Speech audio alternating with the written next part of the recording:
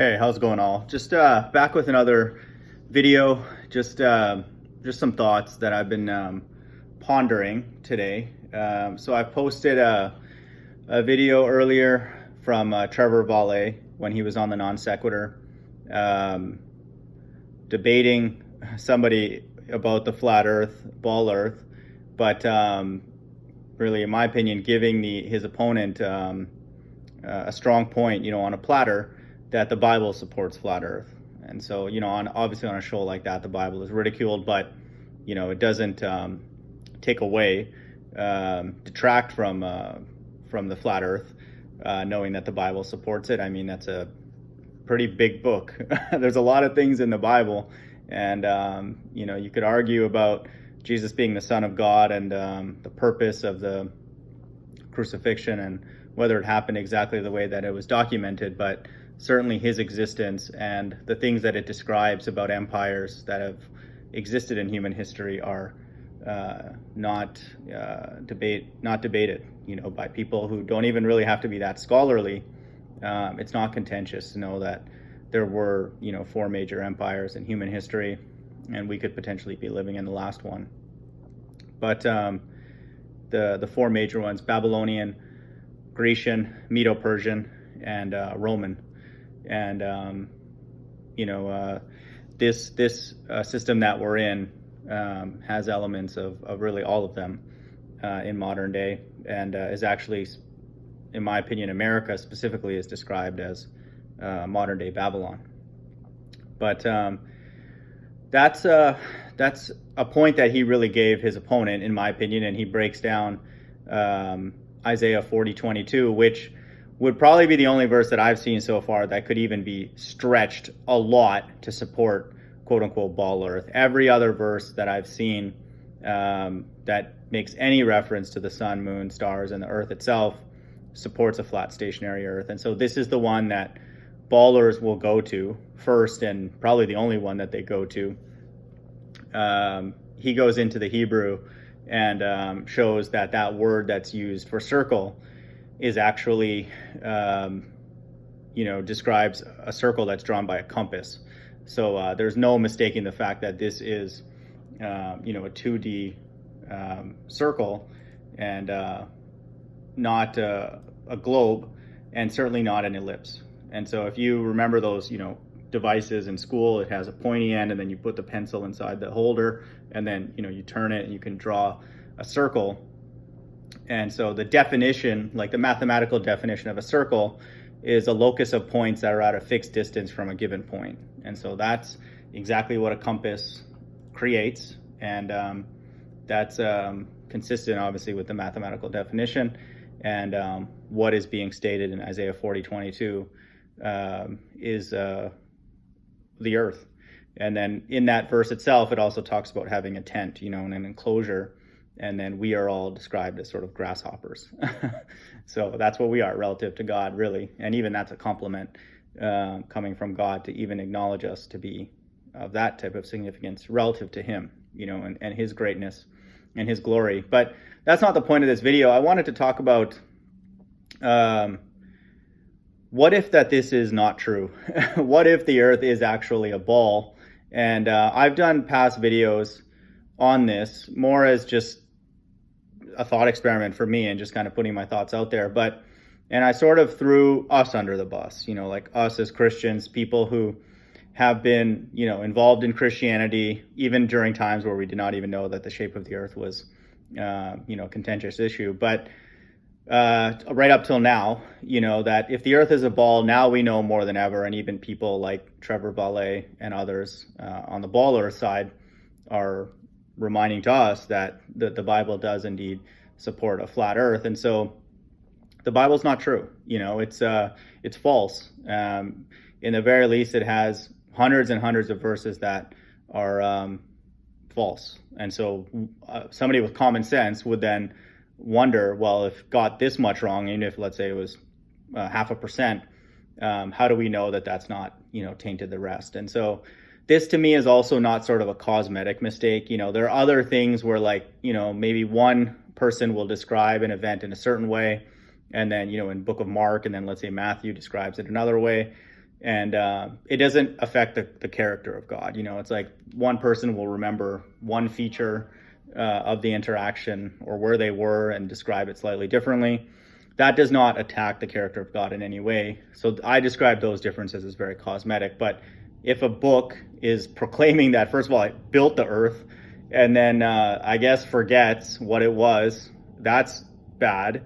If the God of the quote unquote earth that it claims created forgot what he just made, or tells us what he makes something and then tells us something different, like completely different than what he describes. Like, there is really no confusing a flat stationary earth with a dome over it with a tilted ellipse spinning, flying through space. Like, there's no real sort of way to sort of confuse those two geometries and architecture at all. And so that's what we would have to then believe if the Bible was incorrect about the shape of the earth, that, like I said, clearly states that it's flat, and not moving. So that would be the reality.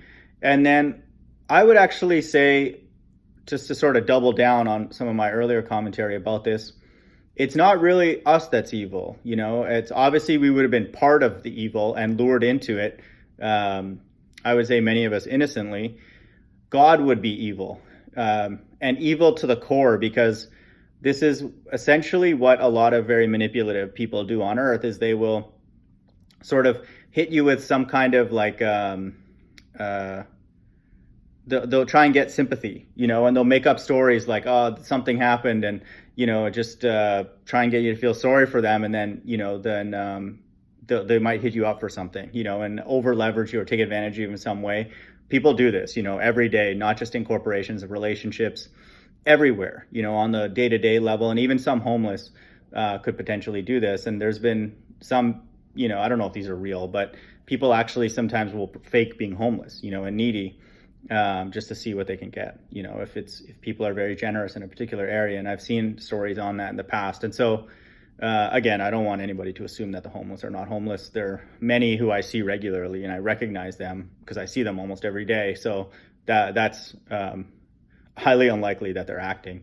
They're living in very, very destitute conditions, and whatever we can do to help them, that would be more of a blessing to us than to them. But that's a different topic. So the point was, then we have a situation here where the Most High would essentially be, or the God of the Bible, who now is not real, or, like I'm about to state, evil to the core if the earth is indeed a ball, because it got the shape wrong.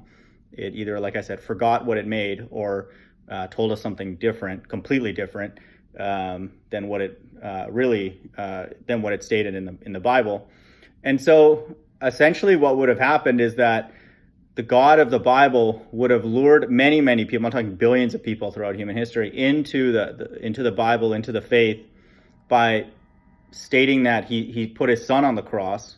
And so, we would obviously deem that something that we should acknowledge, and appreciate for those of us who are Christian, kind of getting us to sort of feel a sort of sympathy for what Jesus went through, and then we're supposed to react in gratitude and all that kind of stuff, and worship. But and then to bring us in, and then almost do like a bait and switch. It's like, oh, we got you guys all here now, close to us. You're in the bosom, the care of the Most High and His Son. But now there's the switch part. It's like, oh yeah, remember all those things that I wrote about your surroundings? Like, those are not true. And so that's a scary thought, just for me personally. Like, it's one thing then I would have been a part of the evil in terms of just being lured into a faith of a God that is this deceptive, that would do this kind of bait and switch. And none of us could come up with a good reason why somebody would do that. Purposely, infuse verses into the Bible that very clearly state a world, a surroundings that's not real. That's not reflective of what's actually happening, and not even close, like I said. And so that's scary, And me personally, I could not, I mean, I don't even want to say I couldn't defend a God. Like, I wouldn't even want to be around a God like that, just to be totally upfront and transparent. Like, what's the point? It's like, and I'm even talking now and in the afterlife. Why? Like, well, okay, I die and then I've been deceived here on earth, which, okay, it happened. And, uh, I guess I didn't do total evil, obviously, in the flat earth. People would say, we're annoying them, by going against science and the body of science. But, it's still in some ways produced some amount of quote unquote good, like trying to be charitable and all that kind of stuff. But the actual God behind it would be incredibly evil, and deceptive, and really, in my opinion, manipulative, to do this kind of a bait and switch, to again bring people in and kind of lure them in through sympathy and feeling remorse, for their sins. But the reality is that God would be architecting a far greater evil, and all that, and then equipping us with lies, about our surroundings, and then really making our lives unnecessarily difficult. And again, I'm not a martyr. People have gone through a lot worse things in life, but people have made sacrifices to be a flat earther for sure. Again, some large and some small, but it takes some. If you're a genuine flat earther and you're vocal about it even slightly, even asking questions about it will lead to some awkward conversation. So God would be throwing us into uncomfortable situations unnecessarily. Like, we'd actually be thinking that we're pursuing truth when it's actually just, they're all lies, and we're going against what is actually real. Let's just say hypothetically the earth was a ball spinning, flying through space. That's what would be happening. And so we would be dealing with a very, very manipulative and confusing, and in my opinion, evil God to the core. Right now, the Bible does state the God of the Bible states very upfront that he sends the delusions, and all these different religions throughout the world and all that. And right now, for now, I have to lump ball earth into that because I think it's one of the major deceptions. So God has a sort of narrative for that. But again, like, if the earth is indeed a ball, that's a very difficult thing to for any God to talk their way out of, because like I said, they would be telling us a shape that they claim to have made that's incorrect, and then now they're the ones who are actually doing the deceiving, and deceived on multiple levels. Like, they've deceived us by getting us to think that it's flat when it's actually not. And that's very difficult to kind of come back from. It's like, if a book in and of itself is deceptive, the book itself, not what it states is happening in the narrative, that deception will exist outside of the book and in the world. That's one thing, that's difficult still to sort of wrap our head around for anybody, even the most spiritual. But, even Jesus struggled with the Most High's will. When he was about to die, he was, petitioning for a different way, another way than what he was about to go through. So even the most quote unquote spiritual struggles with the full narrative that's going on, here in on earth. But, that would be very, very scary to think that the Bible in and of itself has deception within it. And we were essentially lured in to a deceptive book. And so that's what's at stake here. And I think that it's scary that that's a reality or a possibility for anybody who is in this quote unquote flat earth, ball earth debate for the Bible, or inspired to join the debate largely because of the Bible's stance on the shape of the earth, like myself. But, obviously just from common sense, like I know that we're not spinning, and all the evidence that I've seen to support that is ridiculous. And right from there, I don't have to go any further. But just for the sake of a thought experiment, I don't think it's wrong to kind of think of all these different scenarios. And I like doing that. Just, it's a good thing to do mathematically, because again, I approach the Bible and other books pretty much like my textbooks in school. Like, I read it, I want to obviously do my best to understand it. I want to practice it in real world, see, like in electrical engineering, the labs and stuff. I wish we did more of that kind of thing. But, that's what I do. And I think the Bible, I don't see why God would want us to treat it any differently. And in fact, in many ways, I didn't do that with the Bible at an earlier age, because if I did, I would have or read more of it, like more of the Old Testament, which is not really encouraged at all in any churches for this reason and other reasons, because a lot of things will be uncovered about God that are not taught, in mainstream churches. That, like, again, he's the author of good and evil, deceptions, and all that kind of stuff, and war. But I would have probably, been able to sort of challenge God at a much earlier age and maybe sort of tease some of these ideas out sooner. But again, I think all this obviously is on God's time. I don't think that I would have been able to really handle the flat earth truth at a younger age anyway. I struggle with it now and I'm 37. But, I just throw that out there for people. That's a pretty big conspiracy. They claim, ballers will come to us and say, we believe every single conspiracy and all that kind of stuff. That's the conspiracy they believe. That's the conspiracy that ball earthers believe, that the God of the Bible, first of all, doesn't exist. And he's just deceptive, that the Bible in and of itself, inside the Bible, is deceptive. We believe the Bible expresses deceptiveness going on outside of it and prophesies it. And then we hope that it's done for a righteous purpose, and that it's a grooming and a conditioning that's happening, a pruning, as the Bible says, for God's children.